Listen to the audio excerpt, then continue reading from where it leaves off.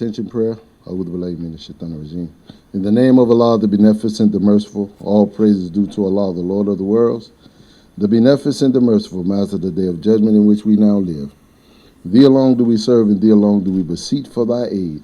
O Allah, guide us on the right path, the path upon those who thou hast bestowed favor, not the path upon those who thy wrath has brought down, nor those who go astray after hearing thy teachings. Ameen. All right. This is the affirmation for today. Fewness of words, greatness of deeds, Abdul Baha. What are you waiting for? With all you say you want, there is a dream for you to follow, a goal for you to set, a plan for you to make, a project for you to begin, an idea for you to act on, a possibility for you to explore, an opportunity for you to grab, and a choice for you to make. If not, you shouldn't have anything to talk about. Today, I will make it my business to say less and do more.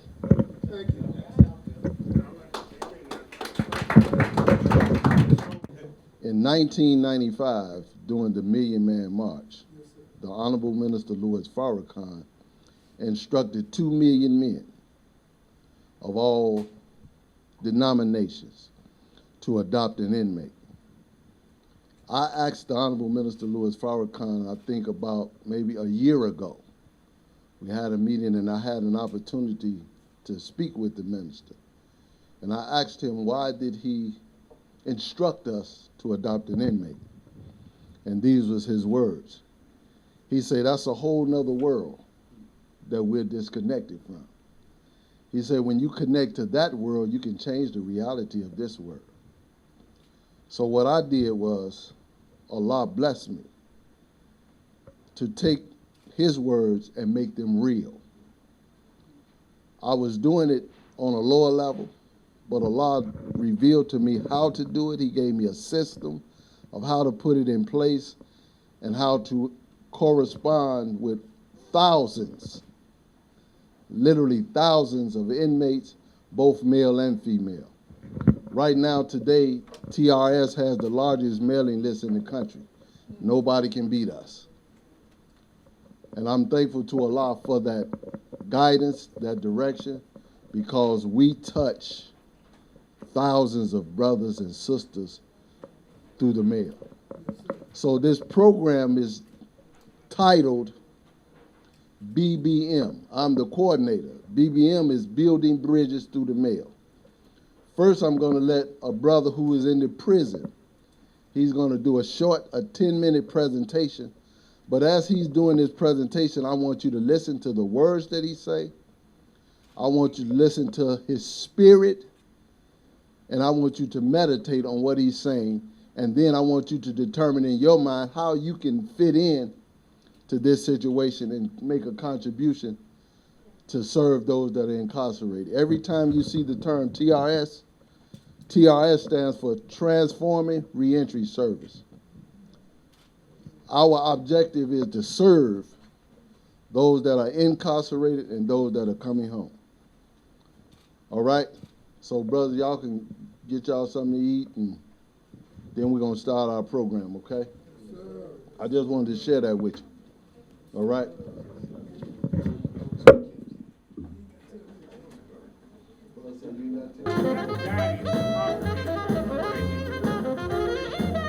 His name is Emmett. Where is he?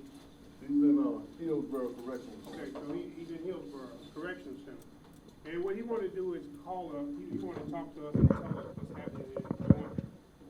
As it relates to receiving mail from Transforming Reentry Service, Minister Lionel Muhammad, he's on his pen pal list. He just want to tell you the importance. So what I really like you to do is just really listen to the brother. He's going to talk for about 10 minutes. Then we're going to talk about it. And then we'll go from there. So he's in the prison, and he's getting a chance to get on the telephone, and we just want to hear what he got to say. Go ahead. We introducing you now. Okay, you can go and introduce me to Shane. Okay, I'm introducing you. This is brother Emmett. Brother Cedric is out here. All of the good brothers is out here. Sisters out here. Okay, so you're gonna have the floor, and come on, do your presentation now, brother. Peace, family. Briefly, Peace. allow me first to extend my thanks to be a part of such a moment to speak on such a much-needed conversation that is more connected to synergy as it relates to our people than connected to the men and women that are incarcerated. I wanted to define briefly the word synergy, but this word touched me. The interaction of two or more forces so that their combined effect is greater than the sum of their individual effects. I remember thinking about who would Malcolm X became if it wasn't for the letters of the Most Honorable Elijah Muhammad to Brother Malcolm when he was Malcolm Red and Malcolm Little. I thought about Sophie Carmichael in his book Soul on Ice. If it wasn't for the letters that he and his attorney wrote that became one another's companions and healers for one another. I thought about what if we never read Jonathan Jackson's and George Jackson's Blood in My Eye letters? Would we have known these powerful and profound revolutionaries? Letter writing, beloved, and connecting with your people that's inside, meaning prisons and jails throughout this United States and this world, is vital, restorative, and can literally save one's life. When I say save one's life, I mean from a mental, spiritual, and untimely physical. Mentally, we immediately feel that's our incarcerated or someone cares about us. Two quick stories. A brother was released named Nicholas Creighton about a year ago after being and doing a quarter of a century in prison with me. Before he left, I didn't give this man my name or prison number and where I was being held wrongfully captive. He found me. I wish I had the time to get into how he was about to be killed, and myself and Peter X. Randall, with the power of Allah, even Brother Azim Cedric Cal, and the words of Farrakhan in our ears. In his letter to me, he said, protect the black man and woman with your life, because we are sacred. And so we did, against a Goliath. But reading Minister Farrakhan's letter was the only weapon we needed. The second brief story is in the early parts of 2000. I were our brother, our minister, behind this wall, and our student, study group coordinator, and the best example amongst us was paroled. But not by the review board, but by the possessive knowledge and wisdom of Allah that made the review board free him. You all will have to go back and read that article that was written on our brother Lionel Muhammad. However, upon his release, this brother came right back, but not as a captive, but as a man with the key to free the captive on a mental, spiritual, and physical level. To quickly recall one of the brother Lionel's synergy moments with the men and women inside, we had a brother named Smooth that was such a good brother, but prison had a way when you are feeling alone of pushing you in a very dark space. So the brother Smooth would slice his wrist up to his elbows with the razor, even up to his shoulders, and then from his ankles to his groin. And we were trying to help our brother. But being in Stateville Max, it was 23-1. No movement, so we couldn't be there like we wanted to. But one day, after a long lockdown, we had a creative writing class taught by the late, great Dr. Margaret T. Burroughs of the DuSable Museum, rest in power to this sister. She would come in every Tuesday, religiously. So we all seen our brother in class. When I seen Brother Smooth, he looked like an entirely different man. And when I embraced him, he even felt different. So I asked him, Brother Smooth, how are you, brother? He said, man, Brother Embedex, I don't know who this brother is, but he found me and has been writing letters for months on this lockdown. And he literally saved my life. I asked, who was he? He said, the brother named Brother Lionel Muhammad. I said, man, that's our brother. He just came home. He said, well, Lionel just adopted me into his family. He has connected me with 4 of our people. And I feel the love I never had.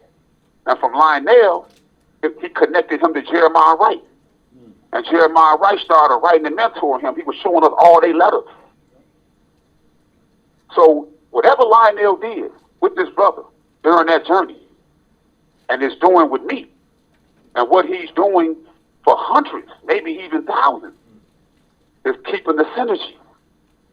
Brother Lionel has been speaking, traveling state to state, at courts, clemencies, my parole hearings, my clemency hearings, sending personal letters, emails, and phone calls, books, final calls, and financial support.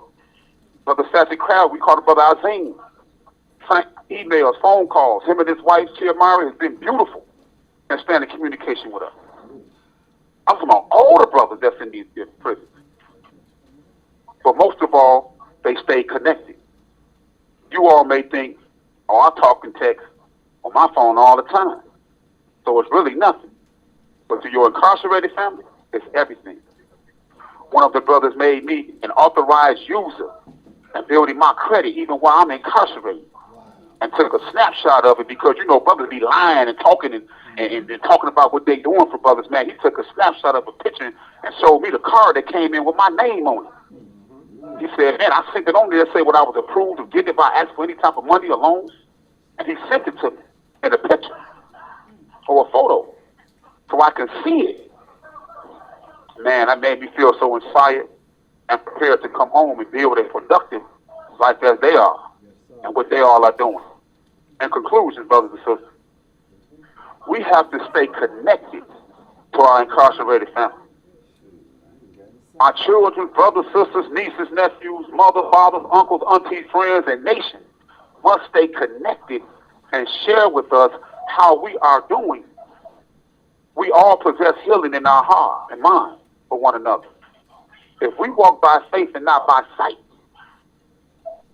and just reach out today, it's easier because you can hook up with us through connectnetwork.com and email, video visit, in-personal visits, and write snail mail.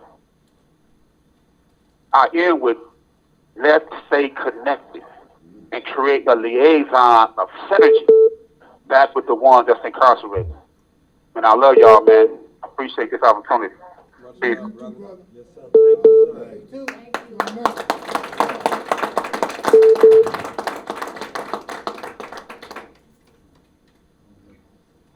All right, so I don't know what you all thought about that, how you felt about it. But I hear Lionel always talking about being connected with those people on the inside. And a lot of times people really don't understand what it means, but for 17 and a half years, if I got a letter, I was happy. And just being able to get a letter. And I used to say when Lionel was asking for the monthly report, how many letters you wrote? He said 500. And I looked, and I was like, how many did we get in? 350. So those numbers that seem out of whack for me is go to his office. I mean, go to his office, and I can assure you, he sends out at least 500 letters a month. You know and I just wanted to turn this over to him and let him decide, you know, the conversation from here. Because, like he said, Minister Falcon, you know, he put that request on everybody to adopt an inmate. I was an inmate at that time, so it was like, you know, I was hoping somebody would adopt me. But, I mean, we can laugh, and it's funny to a point, but at the same time, when the mail call go by, and your name wasn't called, and there's my mother-in-law back there, sitting back there now, she said, well, I didn't know it was that important. If I knew it that important, I'd have wrote you. I said, well, so, and she always tell me that, and I know she probably would have, you know, if she had known the importance of it, if she had known then what she know now. So I'm going to stop talking and let Muhammad get up here because we have another presenter coming up. All you, my brother. Appreciate you. Thank you, Mr. Jackson. That's our Deputy Director, Mr. Jackson. Give him a hand, please. It's always good energy when you work with people that care. It's always very important to work with people that care. None of us work for money at TRS. We get paid, but we don't work for money. That's why our staff is so small. When we take on people, we take them on because this is in their heart. This is in their spirit when it comes to those men and women that have been locked up and thrown away. Brother Cedric, stand up, please, sir. Brother Cedric had natural life plus 30 years. Look where he's at right now.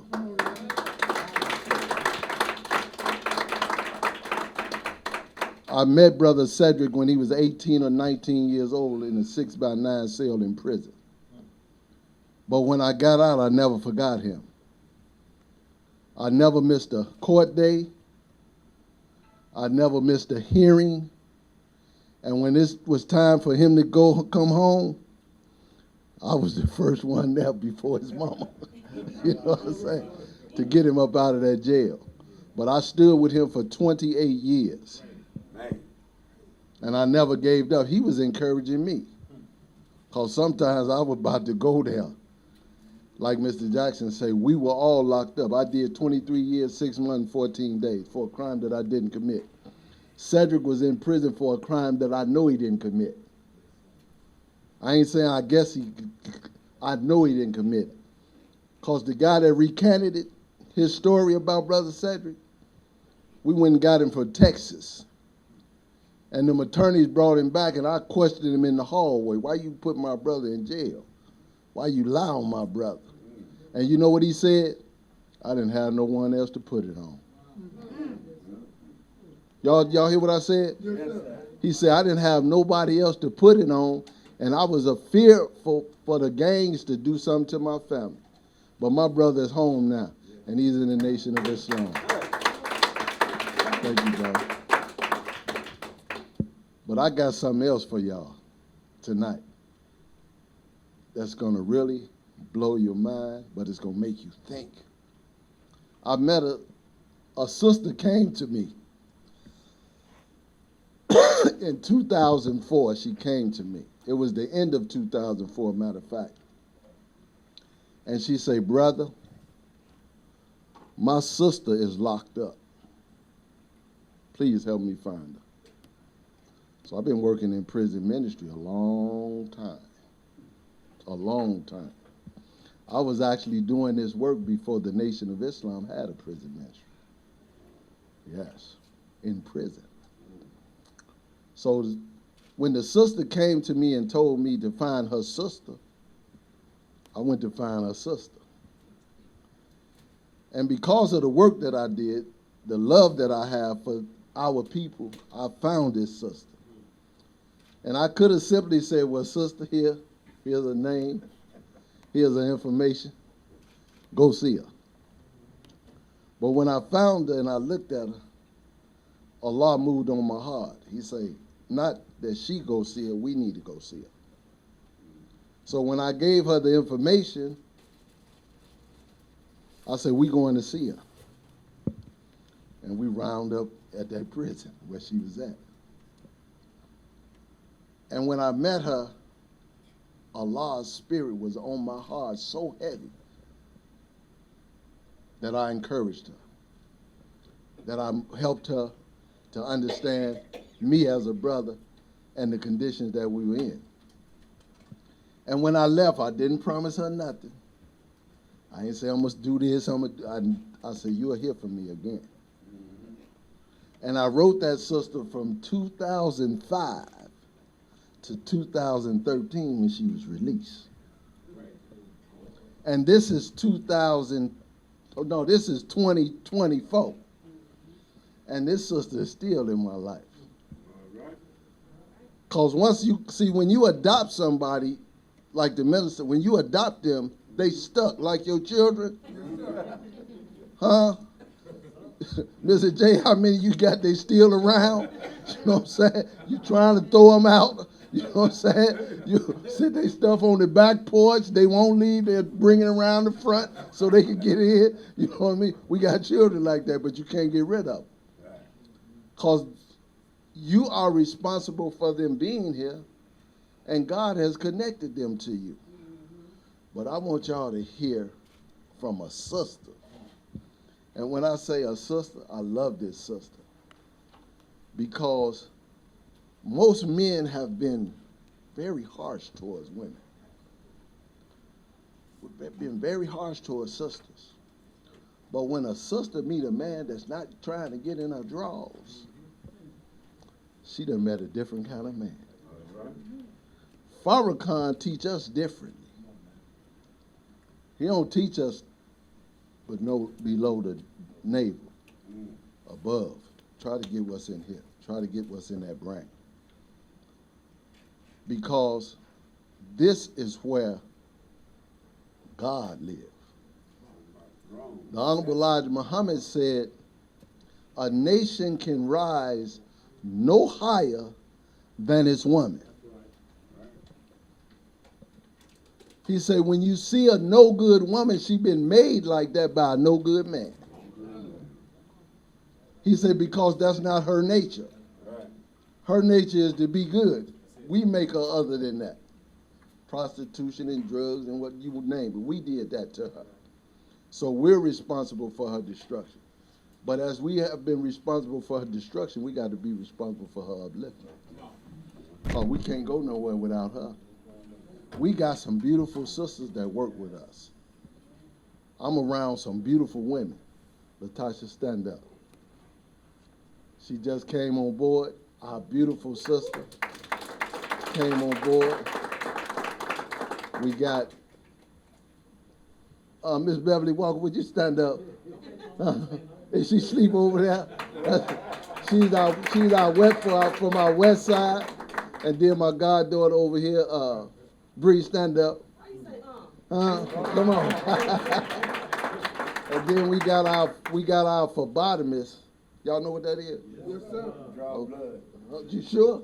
Yeah. She don't draw blood. She gonna strangle you. Miss Gary, would you stand up?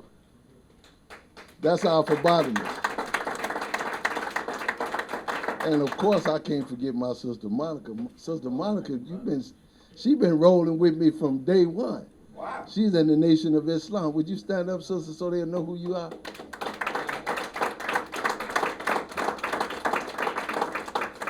And then there's another sister. You remember the sister I just told y'all about that told me to find her sister? Right. She just came in the door. But she's been with me for a long 22 years and counting. Sister Cocola. Would you please stand up, sister? Don't wave your hand. There you go. There you go. Hey, I told her, I said, you gotta come to dress to impress, put your sash on and everything, so we'll know what you're doing. But I want y'all to listen to this sister. I want y'all to listen and think about what she's saying. This sister, I love her very much. Sister Latanya, would you please come up, sister? Give her a hand, please. Oh, wait a minute. I got one more sister. Two more sisters. Mom, come on, stand up. That's Marlon's mother, but I call her Mom. She's a part of TS. Yeah, just call her Mom. And then, I volunteer, and I do everything that I can. see, and then this sister here, Sister Gwen, I met Sister Gwen on the battlefield many years. She's the director of Sisterhood. You know what I'm saying? I got your phone on locked in my phone. Stand up, Sister Gwen.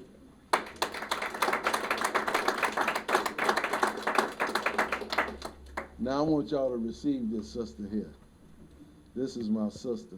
Listen to her because she finna give y'all and explain to y'all what the value of it is being connected to the incarcerated.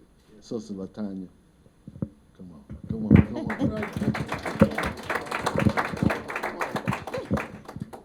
Assalamu alaikum. Good evening. My name is Latanya. Everybody calls me Tan. 7,000 665 days I spent in prison. We got any mathematicians in here? 7,665 days. That's 21 years. 21 flat calendar years.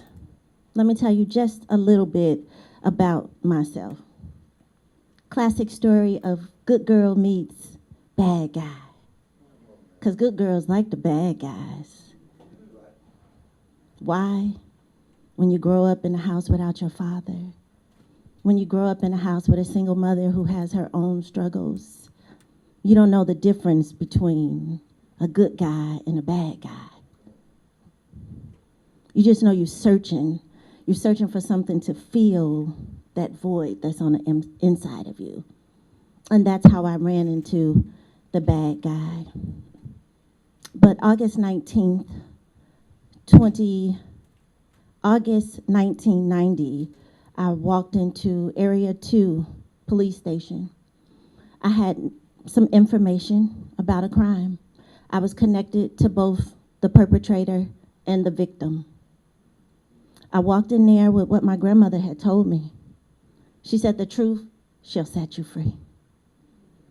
I walked in there believing what the police cars say. Serve and protect. I walked in there angry, hurt, confused, deceived. I walked in there and I said, surely the police are going to help me. Surely I can tell them this and they're going to be mad like I'm mad because my life has changed. I walked in that police station and I said, I have information about a crime. My mother said, I'll wait for you downstairs while you go upstairs.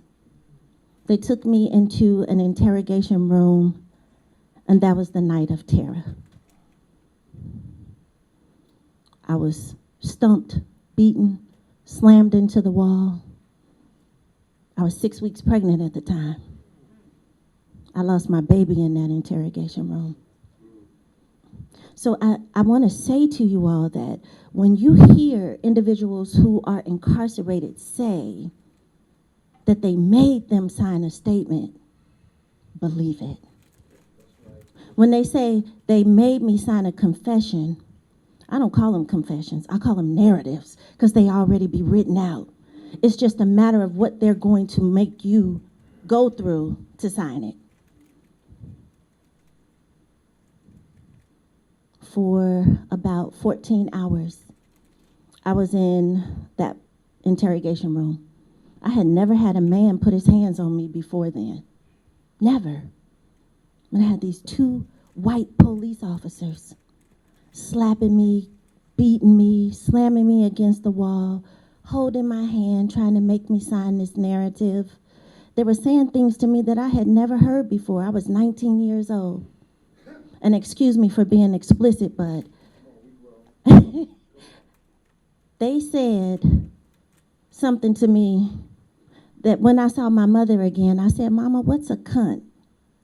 Had never heard that before in my life. And I'm from the hood.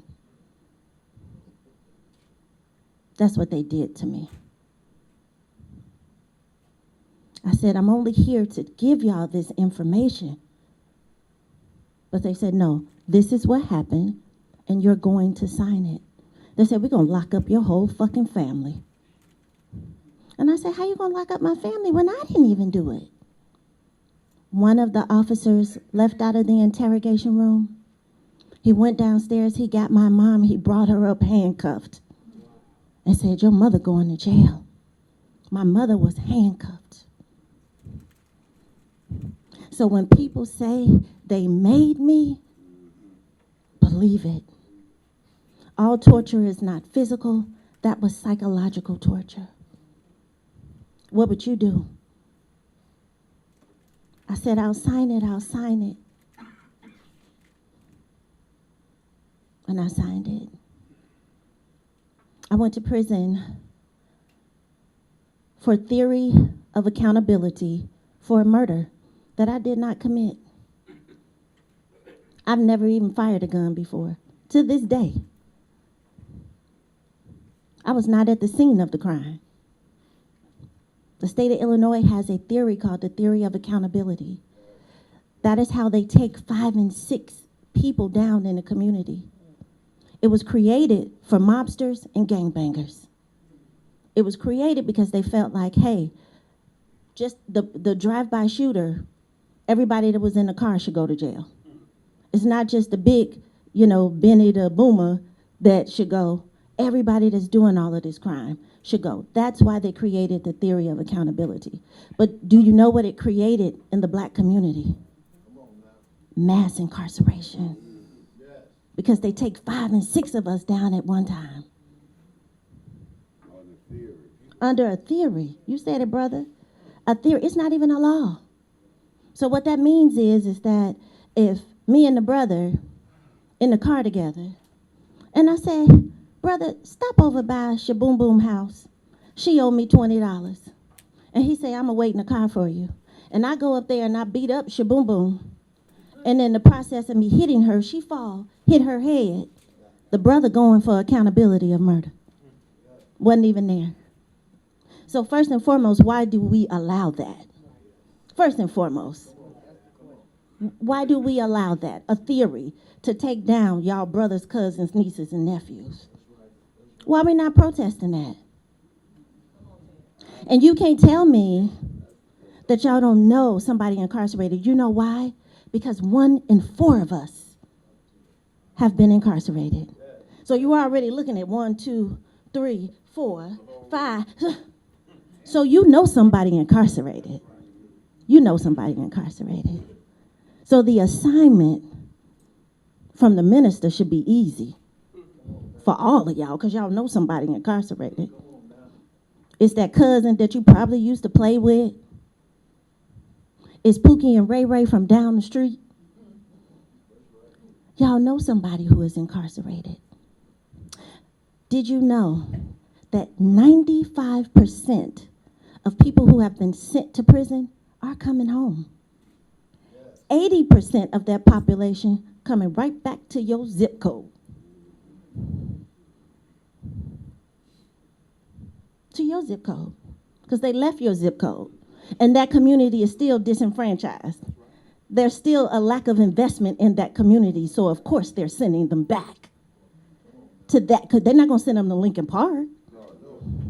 They sending them back to Roseland. They sending them back to Inglewood, Lawndale, Humboldt Park. So the assignment is easy. All y'all got to do is go to the family reunion for real and say, hey, where my cousin at?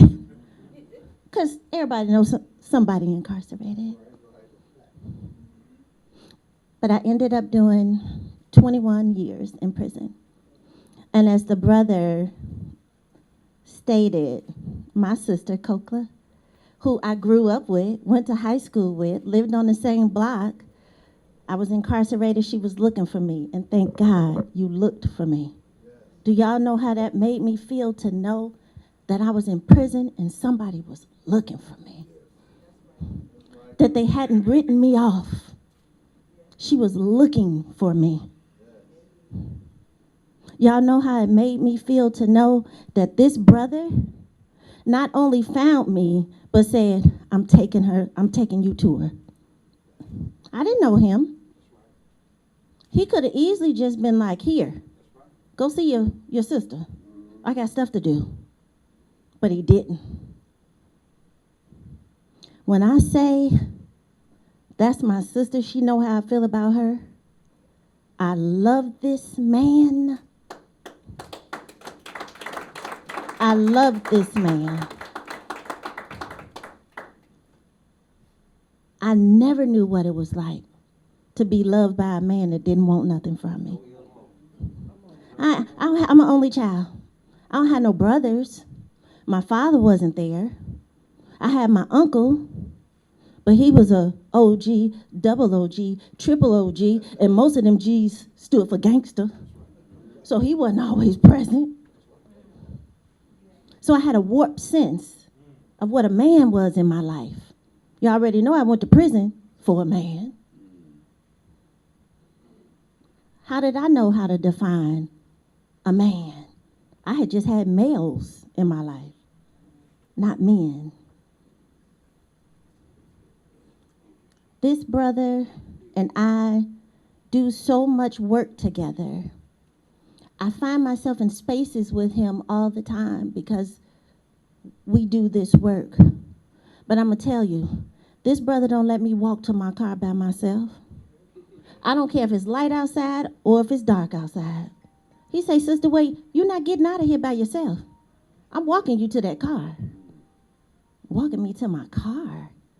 When I step into one of these venues or events and my brother is there, I step a little higher because I know I'm safe.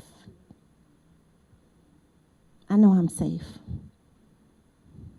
And I hate to say it, I've been in a room before of justice impacted men, and I wasn't safe. Because they wanted to objectify me. Wanted to talk under my clothes. But y'all had sisters out here for the 30 years that you was in prison. But you come out and you want to talk up under my clothes. This brother, I really don't even know if he know what I look like. For real. Because he has been such a man in my life.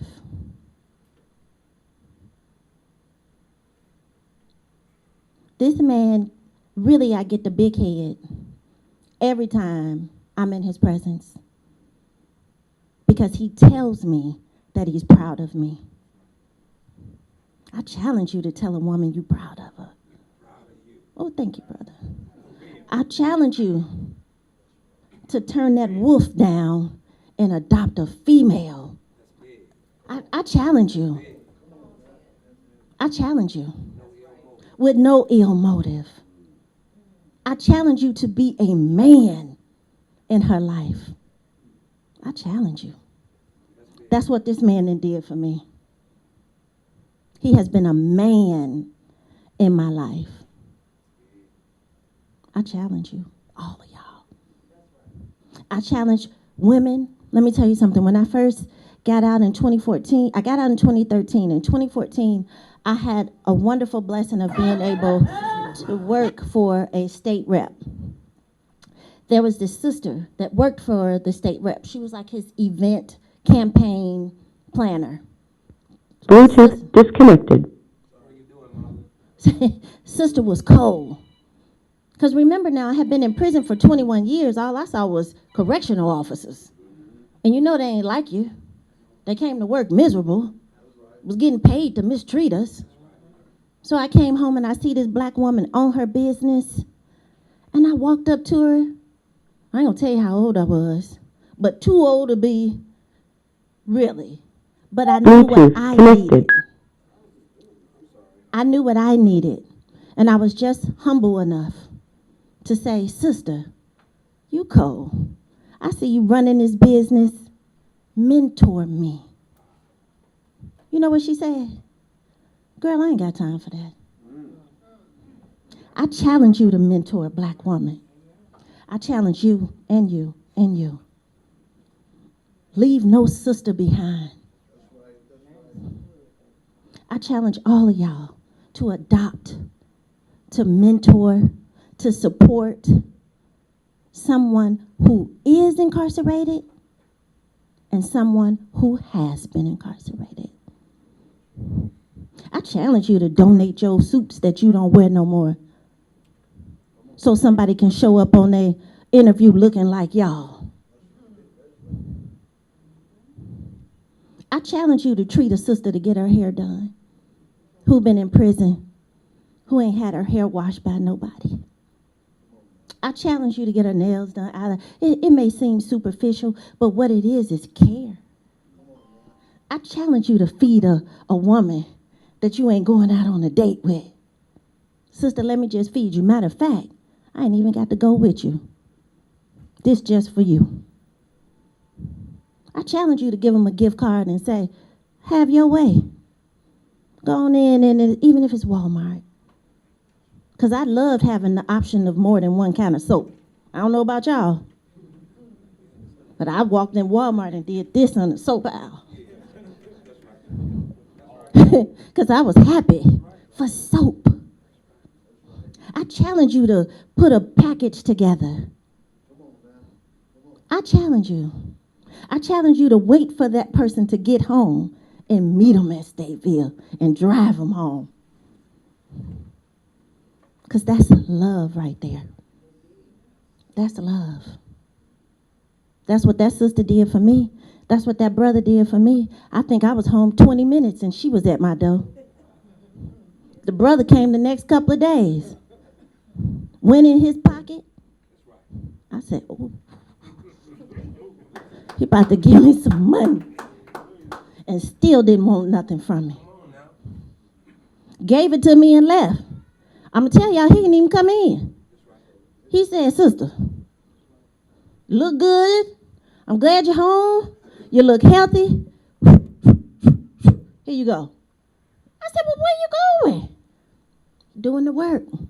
I'll be back. That's what he did. But currently, I am the director of the Holistic and Liberatory Peer Reentry Program at Chicago Torture Justice Center. What I do is meet people at the gate. What I do is make backpacks for people who've been released. What I do is show up for women with Bath and Body Works and say, take a bath. That's what I do. So I'm going to tell you how important it is to stay connected, to challenge yourself, to allow someone whose society has written off for you to validate them, their existence. I challenge you to let a man who is in prison, who does not know he is the original man, I challenge you to teach him that. I challenge you to teach a woman, a black woman, that she is the original woman. The brother done said that to me so many times. I be close to calling other people peasants because I am the original. The brother told me that. He said, sister, you ain't gotta take, do you know who you are? And I was like, me? He was like, you made this earth? That's what he said to me. You ain't gotta take nothing off of nobody. Do you know who you are? I challenge y'all to let another black woman know that. I challenge you to go home and tell your mother, your sisters, your cousins. I challenge you, women, to treat your man like he your king and he is the original man. That's how you better treat him too. He is. But I challenge y'all to stay connected to individuals who are incarcerated and individuals who have been incarcerated. Find what is close to your heart. Find an organization that does what you want to do. Because I know we all do things, but because many are called, but the chosen are few, we all got 17 jobs we got to do. Because other people hear the voice of God and harden their heart.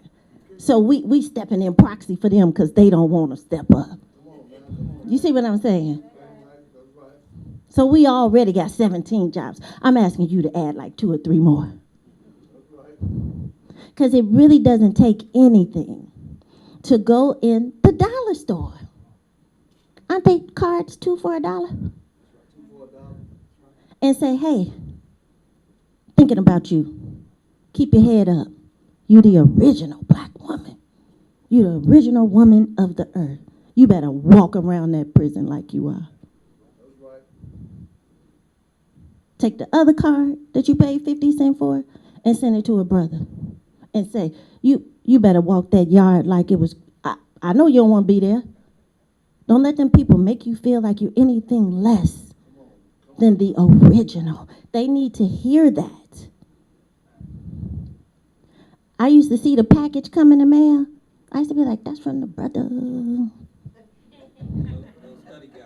Study guides. Study guides. Then he sent like 6, 7 of them at one time. You know what I'm saying? Then in the letter, he'd be like, sister, did you read? Not all of that. Not at one time. Don't be asking me no questions a week later. I need time. But that's what he did. Then my sister would send me the most beautiful cards. And I would hurry up, y'all, I'm petty. Damn, she paid $7 for this card. But yeah, so grateful to be here among you all. So grateful for the invite, brother, who I thought I wanted to stay over there. But he was like, no, you gonna get up. So, and it put me on Front Street over here. And then my sister was a surprise. He said, Brother Muhammad said, I got a surprise for you. And I'm like, what's the surprise? She called me talking about, sis, what building I'm supposed to be in?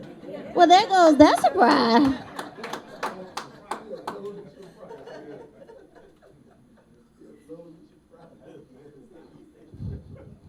Surprise. But yeah, I mean, I make, I guess, jokes, and that's because I'm so grateful, y'all. I'm so grateful. When I say gratitude, I still, like, the simplest things make me so happy. I'm like, I get a good cup of coffee, and I'll be like, ooh. I run my bath water the correct temperature, and I be like, ooh, because I didn't get a bath for 21 years. So I'm still taking baths like, you know what I'm saying? I still take baths like, you know, somebody need to be feeding me grapes in there because it's still a big thing to me. But I'm grateful.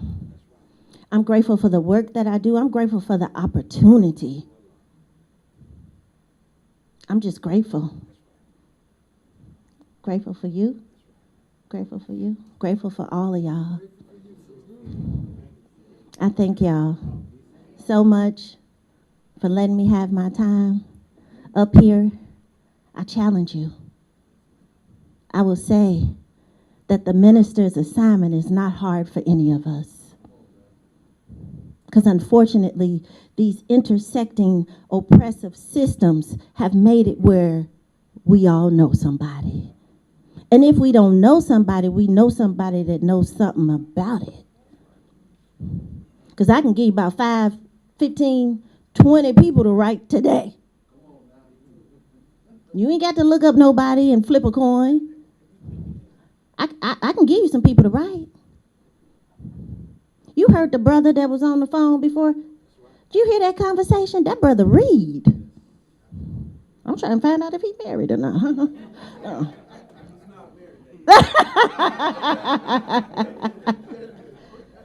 But I'm just saying, you all got books and stuff on y'all shelves.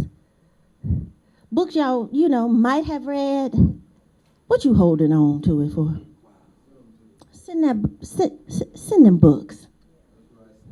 Write something encouraging in it. Send a book to a sister or a brother about starting their own business. Don't look at what the computer say, because the computer might say 2035, but Allah say something different. The assignment is not hard. Send that book and say, brother, looking forward to seeing you.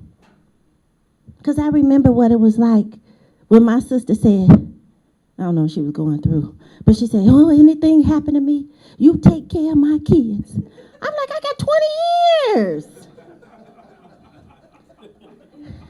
How am I supposed to take care of your kids? But do you know how I felt?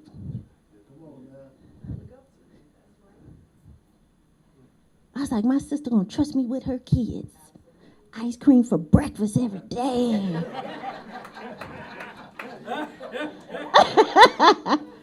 But no, I said that to say it means so much.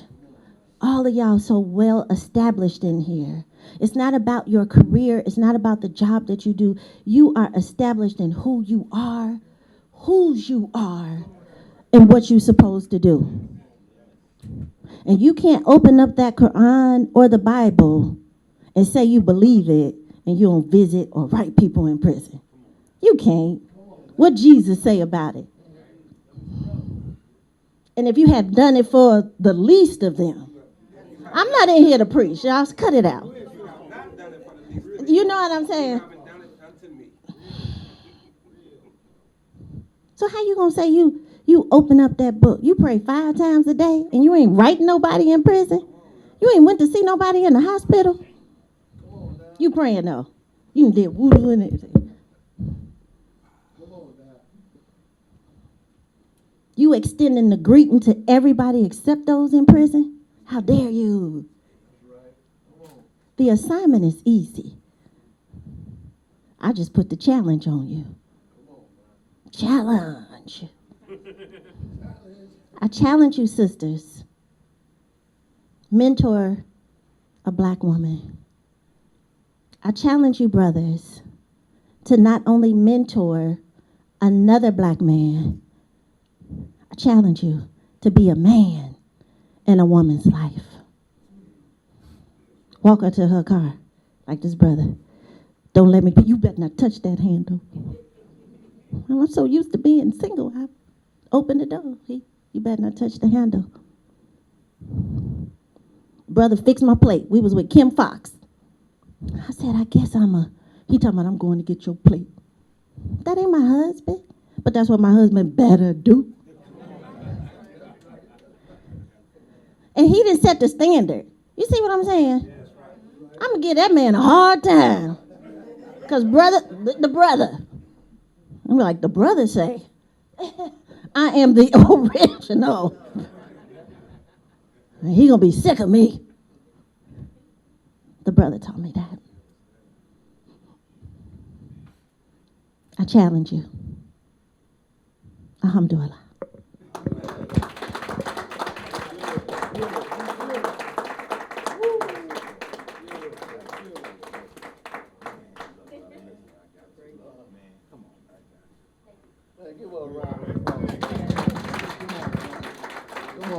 Come on, man.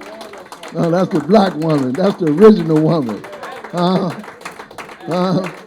That's the original woman right there, huh? Man, y'all got fired up in here. She had y'all fired up, didn't you? Huh? Y'all was looking like professors. For the first time in a long time, she made y'all think. I love this sister. And Allah put her in my life. And I do what I do because the God that I serve is real. See, I don't believe in no spook God. I don't believe in no God down the street, round the corner, or in the sky. You can't say you believe in God, you ain't never seen him, and believe not in yourself, you see yourself every day. That's what the book say. And Michael Jackson put it very well in his song. I'm talking about the man in the mirror. You want to make the world a better place, take a look at who? He said, take a look at yourself and make a change, right? So I thank y'all, man, for accepting my sister. I want this. Me and Mr. Jackson put this together for y'all because he modest because he say, man, he says all them gonna come. I said, if they don't, boy, they gonna get some fire put up on them. But all of these brothers, I love them. I work with them all the time. And the sister said it well. I'm always talking about work. His son is on my mailing list. Brother Cedric was on my mailing list. Who else in here? Ain't nobody else in here? Oh, I see you, Miss Bev, over there, because I care. Brother Benny and I go to prisons over there in the Gary. Crown Point. Crown Point. We go over there. No, Michigan City. Michigan City. Yes. That's because, man, you can't tell me you believe in God. You can't tell me you follow Jesus and you ain't working. And the scriptures say that you got to work while it's day, because when the darkness comes, no man can work. And that ain't talking about the darkness outside. That's the darkness within your own thinking. But the scripture also says, as a man thinketh, so is he. We got to protect the black woman, man. And why we can't kill somebody for violating her. You kill a bug for your crops. You out there killing bugs and insects and all of that for some weeds, and you won't kill another man for disrespecting your woman? That's God talking, man. You got to have that kind of spirit, man, especially when it comes to the black woman. Because the Ku Klux Klan will kill you for looking at heels wrong. Why we don't accept that same attitude when it comes to one of ours? He killed us for looking at her. Why we can't kill one of them for looking at her? She's the mother of civilization. She brought them into existence. And as valuable as she is, should be ready to die for her. Because all of us came from her womb. And the scriptures say, honor thy mother and thy father, that thy days may be long, said the Lord. So I thank y'all for coming. I'm going to let Mr. Jackson, he finna do a little preaching, y'all, so calm down. I think we need to give Brother Lonnie and Muhammad another hand. You know, when people say what they do, it's one thing. But for someone else to tell you what they do, it's a whole new ballgame. I want to read something. Of course, we're TRS, Transforming Reentry Services. And our mission statement is to provide comprehensive services to the incarcerated, the formerly incarcerated, their families, and to the community at large. Our vision is to implement sustainable services to achieve health and wellness, social, economic recovery, and prison advocacy. Now, we had a brother that was in the joint today on the phone. He's still there. We had a young lady that was in prison, and she's out. So we do a lot of things. That's what I wanted to just put. We do a lot of things. We do so much things that when we leave here tonight, Lionel is going to go on the road and go down to Centralia prison. And then when after that, he got another event. He got to come back here on Saturday and be at the Queen's Care Initiative on Saturday. So, I mean, I'm just saying, the work is there. We spread real thin. I'm going to be at your event, y'all. Don't worry about it. I got your event. And then Beverly and Brianna are going to be at a Queen's Care event. So we spread real thin. I asked Beverly to come up here because, you know, it's not all about just us. You know what I'm saying? It's about the work that we do. It's about the people that we serve. And if you're not real, if you're not serious about the work, you can't fool nobody. It'll show. It will show. I assure you, it'll show. So, Beverly, I want you to come up here. And Beverly has someone here that she wants to say something. Okay, Beverly Walker is the supervisor on the West Side location.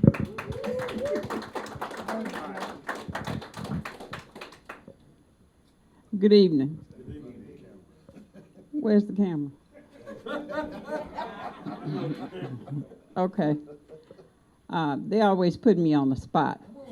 But yes, I am the supervisor on the West Side. We call it WSO. And I have no idea why I'm up here. However, there's a young lady here that came through our program. We do ID restoration and harm reduction over on the West Side at 609 South California Avenue. And with me being the supervisor there, I guess I'm in charge of some things. My team is Vincent Carter, Brianna Sangus. That's my team that's here. Muhammad is also a part of my team on the west side. He kind of works all over. But I do want to say we have a young lady by the name of Kimberly McIntosh. Kim, when you stand up. And I'm going to say something briefly about Kim. Kim was, Mr. Carter was on his way to work one morning. I normally get to work at 7:30 in the morning. Carter usually come in about 8:45. He came upstairs, he ran upstairs, and when he came up, he was out of breath. He came up hollering, I need some Narcan, I need some Narcan. So I'm sitting at my desk and I'm saying, well, you need some Narcan. Why do you need Narcan? It's not even 9 o'clock yet. He needed Narcan because Miss Kim, where's she at? She had OD'd right outside the office. Carter came up, he grabbed the Narcan, went back downstairs.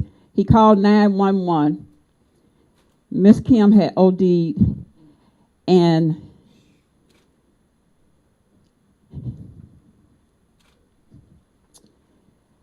she died in the ambulance. To my recollection, not only just once, they was able to bring her back. Kim was a client of ours that would always come to my office. She would bring a lot of bags, and I would say, Kim, you can't bring those bags up here. Kim, you got to leave those bags downstairs. You just don't like me. Now you're going to put me out. Kim, you cannot bring all those bags. You know, I'm afraid of bugs. And I was like, you can't just bring all those bags up here. I'm looking for a cigarette in the bottom of the bag. I say, well, I'm sure it's no good now. Kim would just get so angry with me. She said, I'm just leaving. I'm going to leave.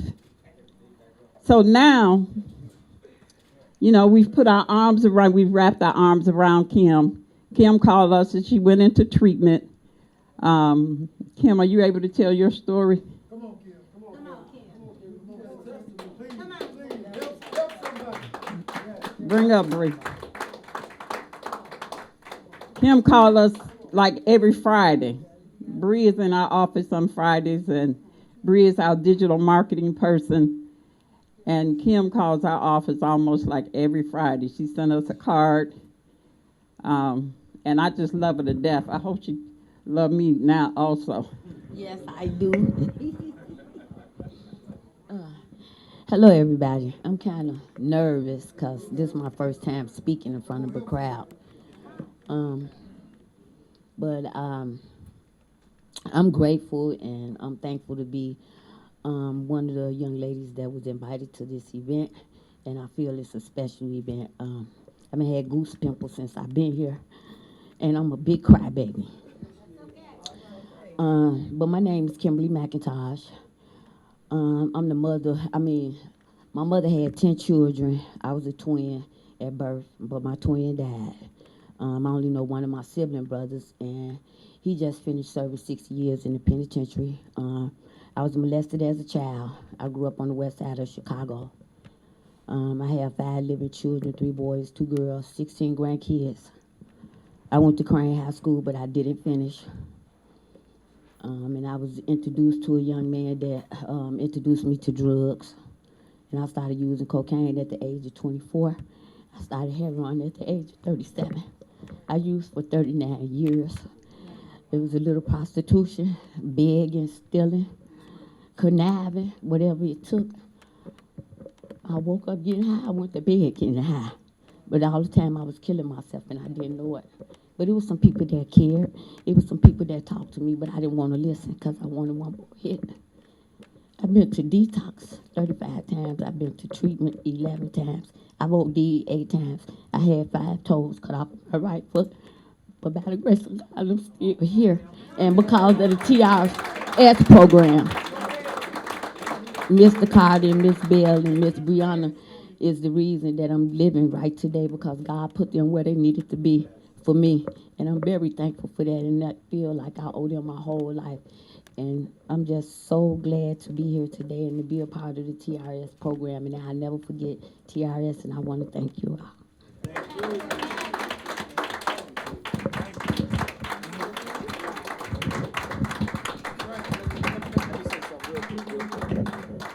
I don't want to just take over the show, but this why I work. That right there is why I work. That's why I work the way I work.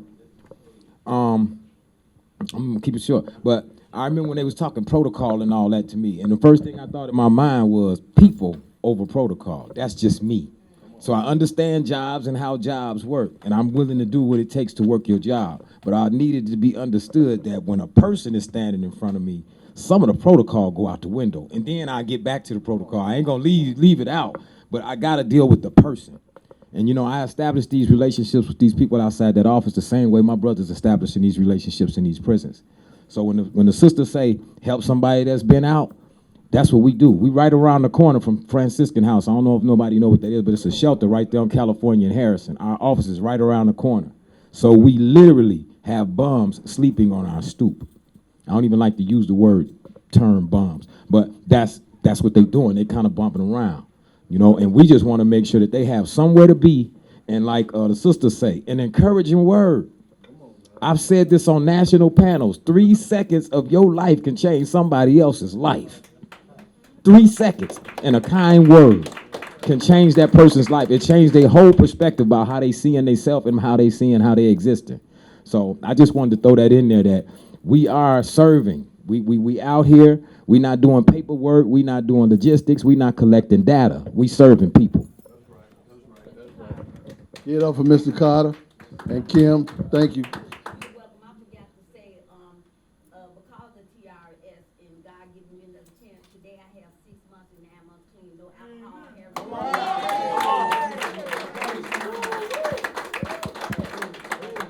See that's what I'm talking about. That's what I'm talking about. Because of TRS.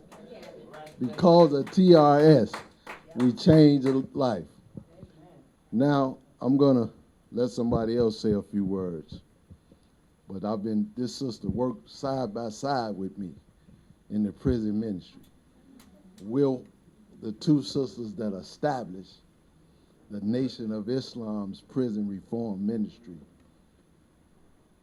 like in 2003, 2002, something like that. But this sister, she was working side by side with me for many years. She got a little frustrated, she left, did what she was doing, come back. And I want y'all to understand, this sister is another sister who has been in my life for a long time. But these women have helped shape me to be the man that I am today. These women have helped me be the man that I am today. There's a sister that's not here that I wish she was here. It's Brother Robert 22's mother. She was my lieutenant. She trained me how to teach women in the Nation of Islam, because I had an opportunity to teach both men and women. I was over the processing class for 8 years, and his mother taught me.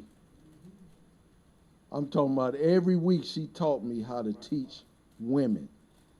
So when you got up here and said what you said, I said, that's Sister Janice teaching me how to teach you. You know what I'm saying? Because it's the woman that's our greatest teacher.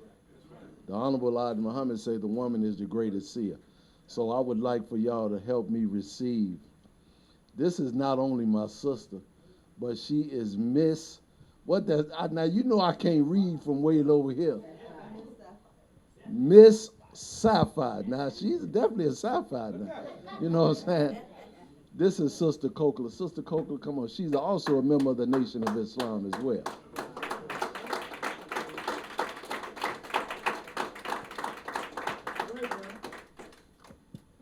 Come on, Miss Sapphire.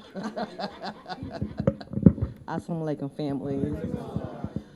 I am very, very, very, very proud to be a part of this organization.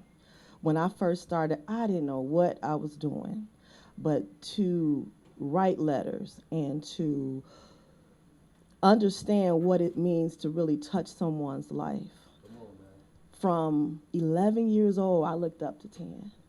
I didn't care that she was incarcerated. I was writing her letter, look, I need to know about this. I need to know about that. And she was guiding me from in there. And I need you all to know that. As far as you, Sister Kim, I want you to know, is that her name, Kim? Yeah. Sister Kim, from faith to faith and glory to glory, you are a star. You are a star. A friend of, one of my, well, she is a friend of mine. One of my celebrity friends she called me, she said, Kokla, I want you to get into this pageant. I said, girl, no, I'm 50 years old, I'm too old. She kept on me, and I honestly, Kim, and the rest of you are in here, I said, I'll put my profile on there, they're not gonna call me. When I went on the website, it was women from Uganda, London, Australia, California, Atlanta, Nevada, Arizona, and they were beautiful women. I said, oh, I can't compete against those women. I was saying no before I even got started. Well, I went through the journey, and I remembered everything Tan told me. I was a nervous wreck. Kim, I won. I have a national state title, and I'm telling you this story, Kim, never doubt yourself. I'm in places that I never thought I would be. I'm walking red carpets. I'm doing radio shows. I'll be going to the Black Excellence Gala of Illinois, all type of things. And I'm speaking, encouraging women. And I asked Brother Lionel, can I please say something to you? Because I almost didn't have this crown. I stood among women who were already involved. I've never been a model. I never, ever, ever done anything like this. And if I can do it, you can do it too. Okay? I am so pleased that you decided to give life a chance. And from this moment, I love you. Okay? May God bless you all.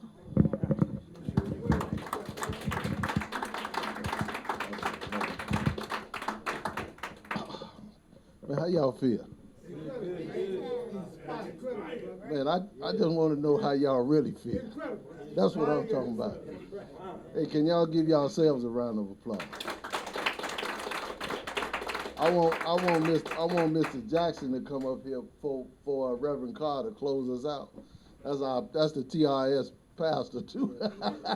he the deacon.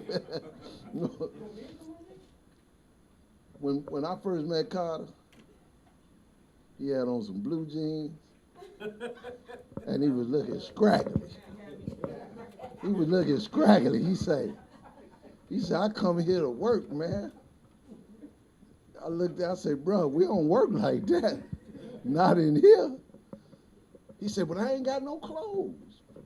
Mr. Muhammad. I said, man, we get donations. We get thousands of donations. I said, every time something come in here, you better pick something out.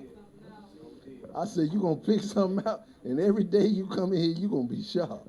Look at him. Come on up here. Stand up here. Look at him. Me and Mr. J, his mentors, too. That's right. You know what I'm saying? keeping him tight. But me and Mr. Carter works in the field. We in the streets. We on the ground. We got boots on the ground. Outreach. He's the outreach specialist, and so am I, because it's going to take us to save us. See, if y'all looking for some benevolent white folks to save you, listen, I'm going to give you a newscast. It ain't going to happen. It ain't coming. You know what I'm saying? If you pray on your knees for some white folks to save you, your knees going to be sore. Your forehead going to be hurting. And when you get out of the prayer, you're going to be in the same condition that you were when you went on the floor. So, yeah, probably worse. So I thank y'all for coming. Mr. Jackson, would you come up and close us out with a few words, please? That's right.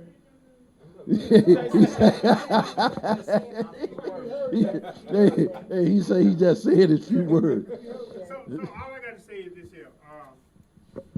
We do a lot. Okay, let me get it from the camera. Okay, we do a lot, and it's what we do. It's the passion, it's the desire. I used to didn't understand why AA existed. You know what I'm saying? Why would a person who has a drinking problem go around a whole bunch of other people that got a drinking problem? It didn't make sense to me until I got out of prison. When I got out of prison, it made sense to me that in order for someone to understand what I've been through and what I'm going through, they would have to have gone through that. So if you haven't gone to prison, you haven't been in prison, you don't really understand the whole concept of what we're talking about here. But if you've been there, then you understand. And like the young lady said, when people say they beat it out of me, I hear people say, I wouldn't sign it. I don't care what they did to me. No, you just sign it. Because there's something that they can do in torture, you'll sign it. So when she said that, it resonated. I understand that. And all I want to say is that Brother Lionel Muhammad, he's a good guy. I mean, he's a good guy. I don't know this by myself. I know this because people have told me that this is a good guy. And just think about it. I'm going to go home and go get in bed. He got to drive down to Centralia, check in a hotel, do an event in the prison, come back, get a few hours of sleep, and be at another event. So it's like it's just a passion. It's the work. We enjoy doing it. I couldn't think of doing anything else. And that's really all I got to say. It's just I'm really, I don't know what the word is for this brother that was incarcerated.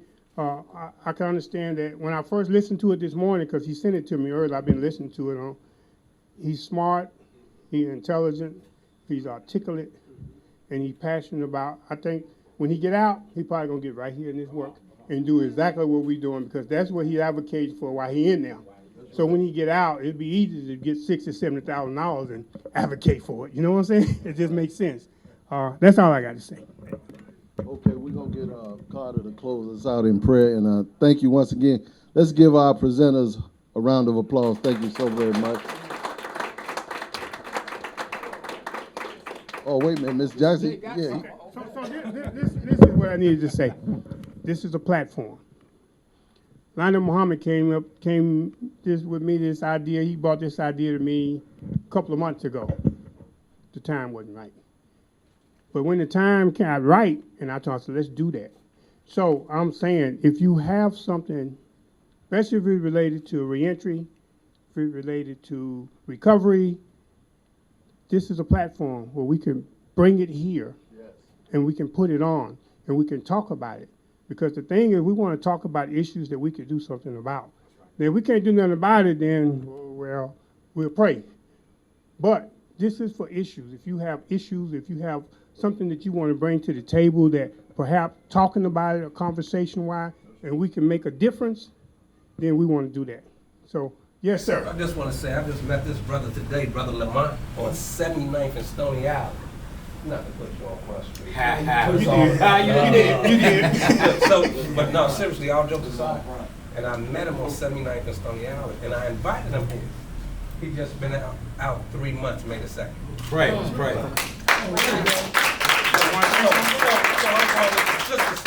I challenge you. Come on. In real time.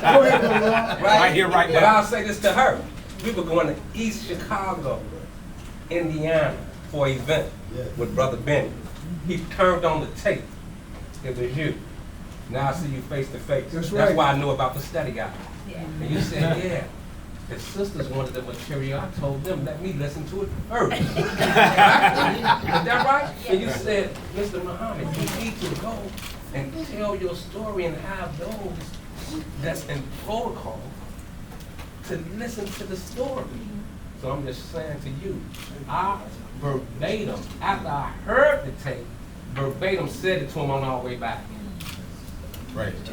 All right. So I challenge you. See, excuse me, because they say I'm vain, so I'm gonna take a seat. Go ahead. Close this out. All right.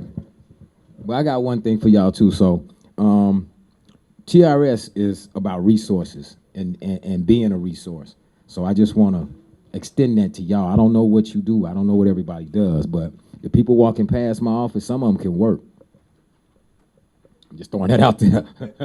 Some of them can work. I'm just saying. Some of them might have drug issues and this and that, but hey, we know how people, we know how to deal with people. We know how to get them to do what they need to do during the hours that they need to do it, even if they doing other things. You know, everybody has something that they doing that we might not all agree with, but I still extend offer every resource to that same person that I would extend to anybody else. So I'm just throwing that out there to you guys, man. We can't keep walking past these people and can't keep letting them walk past us and not offer them something. You know, I ain't saying give them $1 or go help them buy drugs. I'm saying give them an opportunity, you know, to do something. And I tell every one of the people that come to my office, you got to volunteer first because we want to see what you're about. We want to take care of you. You're going to eat, you're going to get home, you're going to get your baby taken care of, whatever you need to come up here and do just to show that you're ready to do something, to try to be about something. We want to help you do that. I want to extend that to everybody in here. And the cab too, Mr. J. You know, the rest of the cab members, that we all need to know this, that we are the resource that these people need. So we just have to extend some type of extra courtesy, whatever we can do. You might need your car washed. You might need your rims wiped. Whatever it is, these people will do that just to show you that they're willing to do something. So, I mean, if you can, as we're reaching out for these inmates and the people returning home from prisons, we got people that's been walking around for 14, 15 years that been out of prison. And they need help too. So that's basically what I wanted to say. Yeah, I'm Marlon Oglesby. I'm a medical case manager for Transforming Reentry Services. I'm also the chairman of the Harm Reduction in Prison Coalition. I just want y'all to understand one thing about Transforming Reentry Services. We are a group of individuals that not only want to serve the community, but we serve the community because we were the community at one time. 85% of us that work here are formerly incarcerated. My brother there did 24 years. This brother did how many? 7.5. I did 17 calendars. Our director did 17 calendars. We played Big West in G-Norm in Stateville. We're beating on sweet people too. So but we do this not because, like Mr. Muhammad said, it's a job, it's a paycheck. You know, I tell young people all the time, 19, 20-year-olds, I tell them, I say, you know what you need to do? You need to find a job that you would love to do and you didn't get paid, care if you got paid for it. If you can find that job, the paycheck's the gravy, that extra, that cake.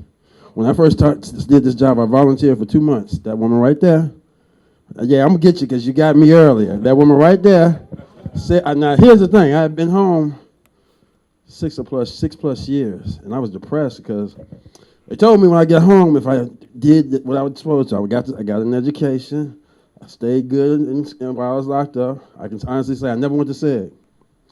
Was in B grade one time, and that was guilt by association because of my cellie. But I had to do something, so he put me in B grade for a month. But I came home, went for a job. I went for a job one time, Burlington Coat Factory. You know the one that's closed on 119th, they closed down? Well, when it opened in 2010, I went there in a 3-piece suit. They had these guys in jogging pants. They all but gave me the keys and told me I had to do a background check. And I had explained to them my background and all that and how I was doing things differently and stuff. I said, don't worry about it, it's a background check. That was 2010. It's 2024. I still haven't heard from them. So, you know, I got kind of depressed. I couldn't find a viable job. But my mother loved me, and I did all the washing the dishes, washing the walls, cutting the grass, shoveling the snow, taking her to work. Now imagine getting up at 6 o'clock in the morning. You ain't got no job, but your job was to take your mama to work. Okay? I'm just being humble right now. You know what I'm saying? But anyway, I volunteered for 2 months, and I remember at one point she said, look at Marlon, I love you and everything, but why is you steady going to this job? They ain't paying you. I'm not going to keep giving you money to get to work. Look, I'll just walk there. You know, that's how I felt, you know, but she kept giving it to me. And finally, I started working 2 days a week But I would go 5 days. She said, okay, Marlon, you ain't figured out the process of getting paid. You got to get paid for what you do. I said, Mama, it's a rainbow on the other side. And I kept saying that. Last year, I bought my mother a house. You know what I'm saying? You know, she paying on it, but I bought it. It's in my name. I'm the landlord, but I love my mama. I told her, I said, Mama, no one will ever put you out again. You know, if I got to go get another job, she will never be put out again. But this is the kind of dedication that this job teaches you.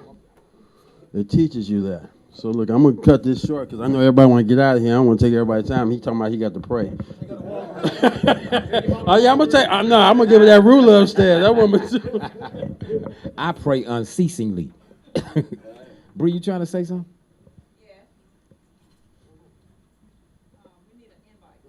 We need an invite too. Oh, for the. Oh yeah.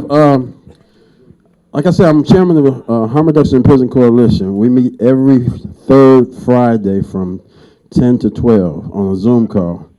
I would encourage every one of you guys to join our Zoom call. If you're interested in joining, before you leave, make sure she gets your email. I'd like for you guys to come. I'd love for you to come.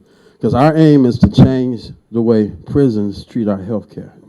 Everybody that's been locked up can tell you right now, in Illinois, the health care is horrible. Not terrible, horrible. You know, it is an inalienable right, thanks to Obama, that everybody get health care. All you got to do is breathe well and you can go get health care. Where you make pennies or you get health care. Republicans can't stand it. Been trying to change it. They're not going to change it. But when you go in prison, you're lucky to see a doctor because there are no doctors inside the prisons. You go to sick call, and I'm not talking about what I don't know. I was there many years ago, 15 years ago, but I was there. You go to sick call, they give you Tylenol or acetaminophen. If you get something more than that, you didn't talk real good game. They're gonna give you Tylenol and acetaminophen, and it's gotten worse. People have died. The IDOC, and I'm gonna be real brief because I know y'all want to go. IDOC in August was placed in contempt of court by a federal judge because they had a report that they were required to be compliant with. And for the last basically 5 years, they said, the heck with that report. I don't care about your health care. I don't care about telehealth medicine. I don't care about your records being electronic. I don't care about your limbs falling off. I don't care that you having heart attacks. I don't care that you have diabetes. I don't care if you have heart problems. They don't care. I can say that. They don't care. If they cared, then it's something would change. There would be oversight. There'd be some simple things. Harm Reduction in Prison Coalition is petitioning now. We need signatures. We need signatures. We need people to say, I stand behind this petition that we're putting forth. We want to change the way they do telehealth medicine. We want to install the telehealth medicine that they use for HIV and hepatitis C clients while they're incarcerated and expand it to all prisoners. Because what telehealth medicine will do is get you in front of a doctor. Even if it's on a video screen, you can talk to a doctor, you can tell him your symptoms, he can give you some medicine, get you in better shape, in health. Because our motto is, in a nutshell, good prison health is good community health.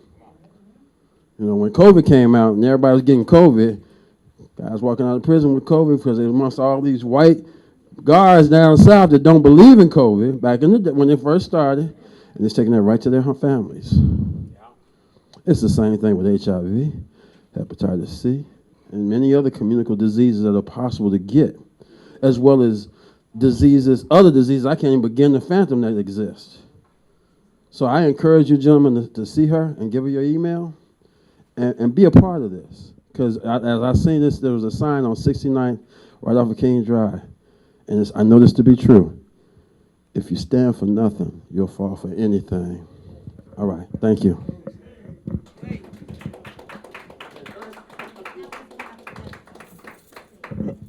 So my grandfather was Michael D. Smith. He is one of the incarcerated individuals that helped build TRS from the ground up with my grandmother. So from off that quote, his quote is, nothing stands in the way of a made-up mind other than a mind not made up. So anyone that wants to be a part of the HRPC next meeting, it will be May 17th. It is the third Friday of every month. Yeah, it is May 17th. Oh, the number. Well, that might be that might be real significant. So I encourage everybody to get on the Zoom from 10 to 12. Everyone that signed in, I will just add you to the calendar invite. So it is your choice to hop on. Just remember May 17th. Follow us on Instagram. I will put the handle on this nice board. She finna put it up there. She gonna write it up there for you guys. Wait, for what? You finna write that. Oh, help. Okay. Help. I'm gonna let you do that, and then we gonna pray.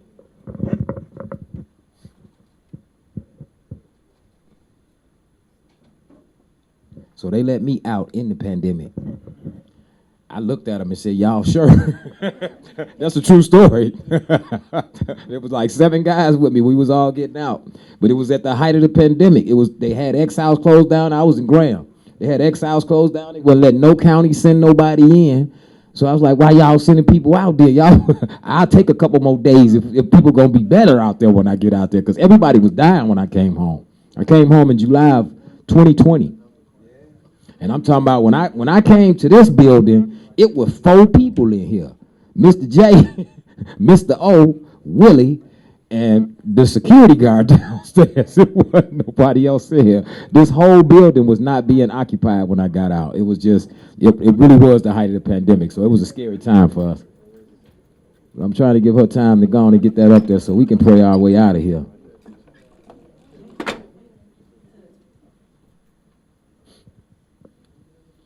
That's our Instagram. Follow us.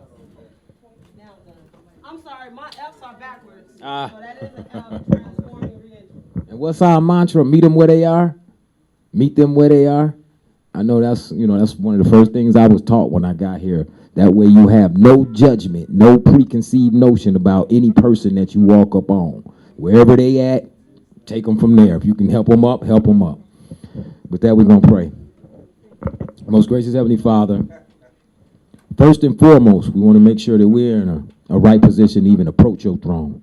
So please forgive us for all our shortcomings, the sins that we know about and those that we don't. We beg of you right now that you would continue to allow us to be your vessels. We claim no glory. We want no honor. We just want to be of service, Lord, first and foremost to you. We thank you that you have allowed us to be of service to one another. So what I put on you today is that you can instill in our hearts to be encouraging to every person that we see, especially ourselves, that we might be the blessing that someone needs in that moment. We're going to leave here tonight. I pray everyone has safe travels, enjoy the weekend, and that we all just keep our head in a space where we can continue to open ourselves up to be your vessels. In Jesus' name, amen.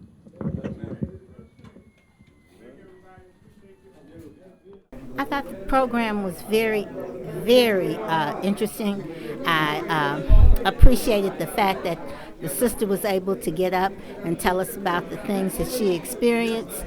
I know that what she said was very factual because my husband was killed by the police because he would not confess to something he didn't do. I think that the young lady who spoke had insight that we haven't seen in a long time, that we do need to help our brothers and sisters that are incarcerated. I think that the brother that spoke on the phone was very encouraging. He made me feel like it's something that not just I could do, but anyone could do. It's easy to write a letter. It's easy to send a book. And to touch somebody is to help somebody. So I thought it was a very good program today. Oh, I was very pleasantly surprised. I was invited by Brother Robert 22, and I came out, brought Brother Peter as well, and the words were just tremendous coming from those that have been incarcerated, and what adopting an incarcerated individual, male or female, can do for them. and I'm encouraged to be a part and I know a few brothers that are incarcerated, and I'm going to reach out for them, and I'm going to start communicating and encouraging our people because they have been left behind. And I'm grateful for this experience. I enjoyed the program very much. I came with my wife Kimberly, and she about the RS program. She brought me. I enjoyed every bit of it. I think the whole group was nice. The Muslim brothers were real nice. I appreciate coming. I'd like to come back again if you invite me to. I really enjoyed myself. It was amazing, man. I felt free. I felt like I was being talked to. I never felt free walking into a room till I walked up in here. It was great. That's all I can say. It was like amazing. What made you feel free? What was the highlight of the day for you? Miss Kim, actually, because that's something that I'm going through right now. Miss Kim, actually, that's something that I'm going through right now. I told myself like 2 Sundays ago, like I'm not going to do alcohol or liquor or cigarettes no more, and I just broke it all apart. And to come here and listen to Miss Kim say she the OD like 8 times, I'm a young man, and I've been battling that since I was 15, in and out of jail. Then listening to Muhammad just speak and how he be dealing with people in jail, I done been through that before, and I ain't had nobody write me or none of that. For him to do that, that just made me like, it warmed my heart. It made me feel good about myself, and it was amazing. I mean, this interview was very educational, it was enlightening, and it was eye-opening. Growing up in Chicago myself, I had quite a few family members and friends that were incarcerated, and this is awareness. You know, people needed to understand this.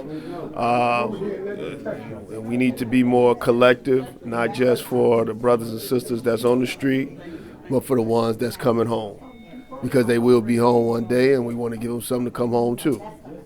So I was grateful to be here, and anyone who was able to witness this, I hope you got something out of it just as much as I did. Thank you. Today's event is an eye-opener for the community. The community should be all involved in trying to adopt a prisoner, because our community is affected by prison. This is very powerful testimony from a brother that's incarcerated, I know personally, and powerful testimony from the sisters. So I believe that we all should be involved in adopting a prison. Minister have gave this call in 1995. That instruction still stands, that by adopting a prisoner, you give that person hope, you help his reformation, you help his rehabilitation, and you help in his transformation, and you help in his transition back into society, because they all coming home. It's just how do you want them to come home? So it's a blessing if everybody get involved and adopt a brother or a sister in prison and help them in their journey, because not only they are only individuals, they are family members. And so you connect not only with them, but you connect with their family as well. So please adopt a brother or sister in prison, because this is very important. Peace. Well, today's program was tremendously, I'm so elated to be here. And it was tremendously well speaking on the incarcerated. Because I've been incarcerated. And I have a son, as we speak right now, that's been incarcerated 25 years. But the touching part, and not only the inspirational part, is when the sister spoke and how mistreated and the narrative and the confession that they beat out of this system. So that's touching, and it shows us that white supremacist system is what we're fighting, because we believe in justice. Equal justice under the law. We believe justice should be applied equally to all, regardless of creed, class, or color.